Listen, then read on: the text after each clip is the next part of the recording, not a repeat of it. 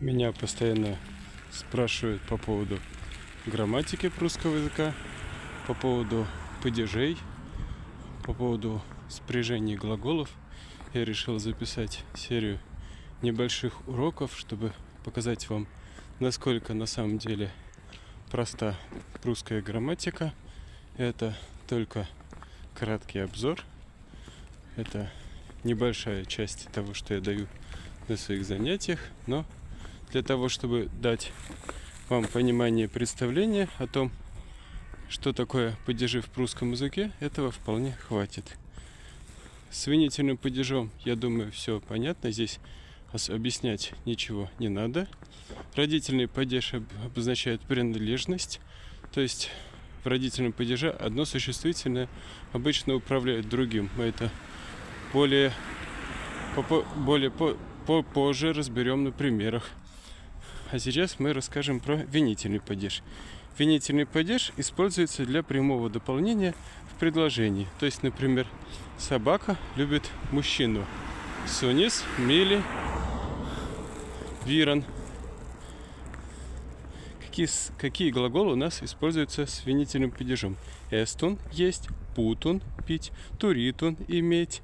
Какие существительные у нас могут использоваться в винительном падеже? Вабли – яблоко, гейтс – хлеб, вундан – вода, даден – молоко, лайскс – книга.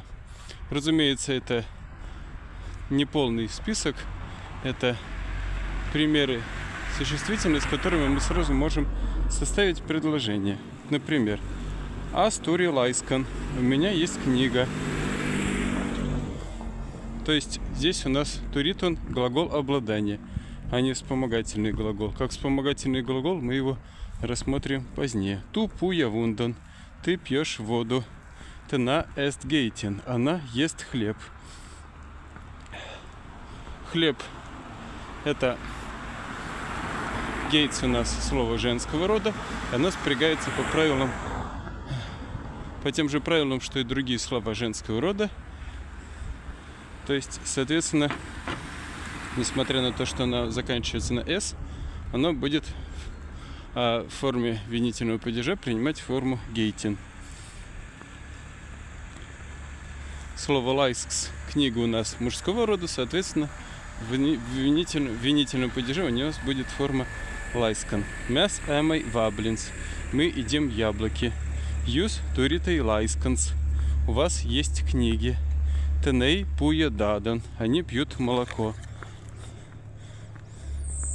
Молоко у нас среднего рода дадан. И, соответственно, здесь у нас форма именительного и винительного падежа совпадает, как и в других словах среднего рода, которые заканчиваются на «ан». Это не обязательно запоминать, это можно использовать как пример простоты языка, потому что в винительном падеже у нас все слова в любом случае будут заканчиваться на «ан». Есть слово, если это слово поставить в именительном падеже во множественном числе, у нас получится слово «дадай», но оно обозначает разные виды молока, и мы его практически не будем использовать. Вот как у нас выглядит винительный падеж, как выглядят глаголы, которые его используют. Напомню, что в винительном падеже мы используем переходные глаголы, в которых смысловое ударение переходит на существительные, которые с этим глаголом используются.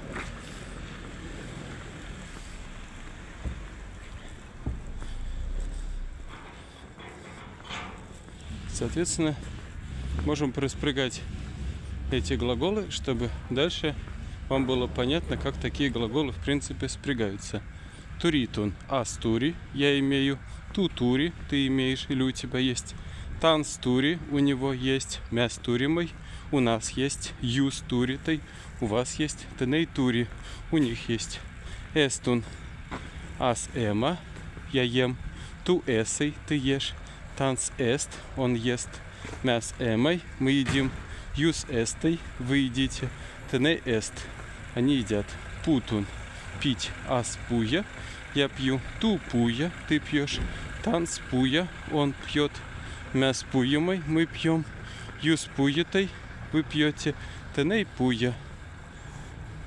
Вот вкратце то, что можно сказать про винительный падеж, то, что вам в любом случае пригодится. Удачи вам в изучении прусского языка, и в любой момент можете приходить на пробные занятия. Всем доброго дня!